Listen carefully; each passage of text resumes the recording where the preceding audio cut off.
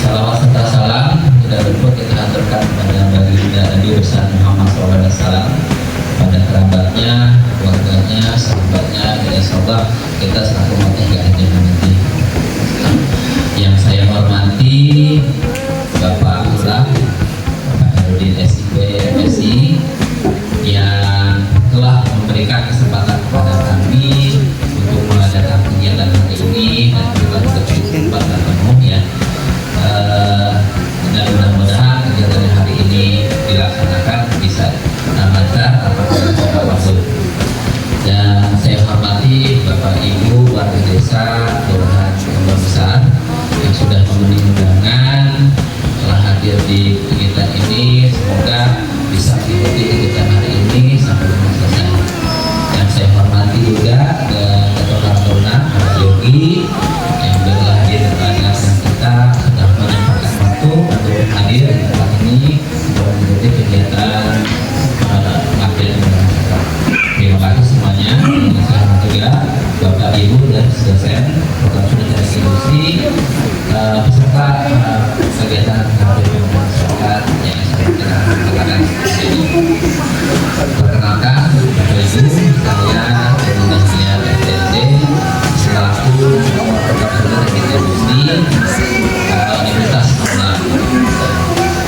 Sebelum kita masuk ke tema ini, sedikit saya menjelaskan terkait dengan maksud dan tujuan kami melakukan kegiatan pengabdian ini. Seperti yang sama-sama diketahui Bapak Ibu, dosen itu yang mungkin Ibu ketahui adalah tugasnya mengajar. Tapi ternyata ada tugas-tugas lain yang harus dilakukan oleh dosen-dosen di universitas manapun. Karena kewajiban dosen itu ada tiga. Pertama, tiga itu adalah tridharma perguruan tinggi. Salah satunya adalah pengajaran. Yang pertama adalah pengajaran. Pengajaran merupakan kegiatan yang rutin dilakukan oleh Bapak Ibu dosen, men-share ilmu, mentransfer ilmu kepada mahasiswa di kampus. Kedua adalah penelitian. Nah, penelitian ini juga merupakan suatu kewajiban yang dilakukan dosen kurang lebih 1 tahun dalam setahun. Nah, jadi penelitian ini tujuannya adalah mencari masalah ini ya, menganalisa suatu permasalahan yang terjadi di lingkungan kerja. Kalau khususnya di teknik industri karena kita biasanya adalah manufaktur, jadi menganalisa permasalahan di manufaktur ataupun di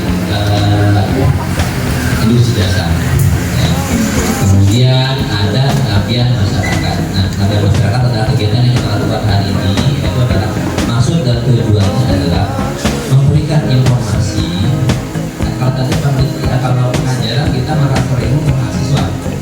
Kalau pengabdian kita memberikan informasi atau mentransfer ilmu kepada masyarakat umum. Mudah-mudahan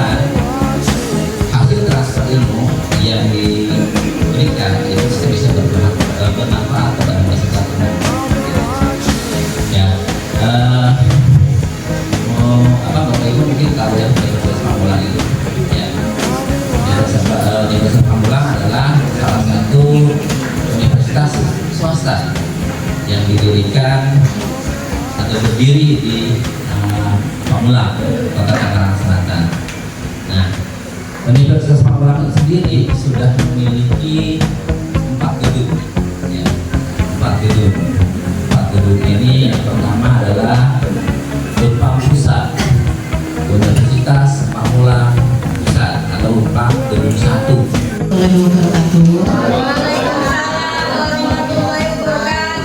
Izin Bapak Ibu, tadi sudah dipenuhi dengan Bapak-Bapak yang ganteng. Izinkan kami ibu-ibu yang cantik berada di depan ibu juga. Nggak apa-apa ya Bu ya. Kalau di sini saya sebenarnya bukan anggota kelompok ini. Kebetulan Bu Sarenor Putiannya lagi cuti melahirkan, jadi saya di sini mendampingi Ibu Nova Wisniawati untuk menyampaikan materinya yang berjudul penyaluran rantai pasok pangan dari hulu ke hilir untuk UMKM Desa Batu Jabar Tangerang. Maksudnya di sini rantai pasok adalah logistiknya. Baik, kita tidak bertambah waktu, langsung saja kepada inti materinya karena sudah juga kepada Bu Nova saya persilakan. Assalamualaikum warahmatullahi wabarakatuh. Gimana Bapak Ibu, masih semangat?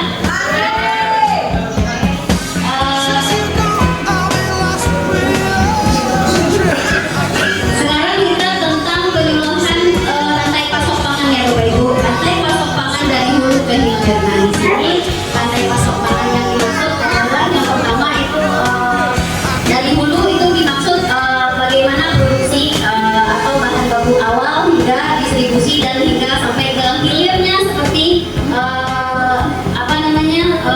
pengolahannya sehingga distribusi dan pemasarannya.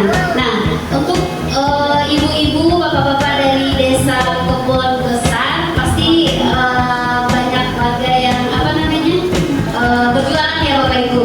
Nah di sini untuk berjualan berarti untuk rantai pasok pangannya dari hulu yang dimaksud kalau misalkan berjualan di pasar kayak di berjualan sayur pasti dari hulunya berarti kan sayurannya dari mana, terus rantai pasok awalnya bagaimana, itu kan yang kita perhatikan, dan kemudian sampai kita berjualan hingga kita memasarkannya kayak gitu.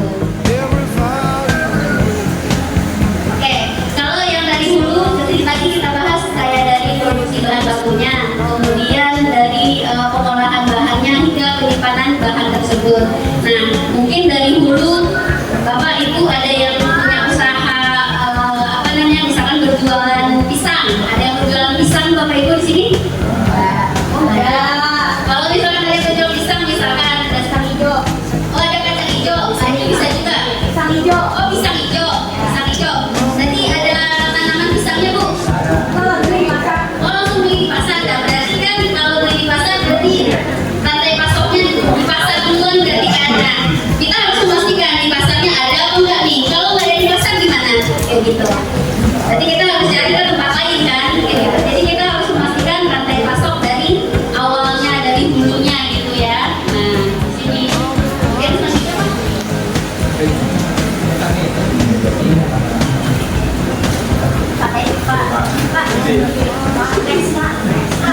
Nah, contohnya di sini kayak rantai pasok untuk beras. Kalau dari hulunya apa berarti? Berarti dari hulunya yaitu petaninya menanam padi, kemudian padinya diolah jadi beras, kemudian disimpan kayak gitu. Nah, kemudian dari hilirnya apa? Mungkin Bapak Ibu nih yang berjualan beras, kayak gitu ya. Nah, dari hilirnya di sini berarti beras itu dikirim ke usaha Bapak Ibu yang UMKM dari supermarket ataupun dijual langsung buat konsumen kayak gitu.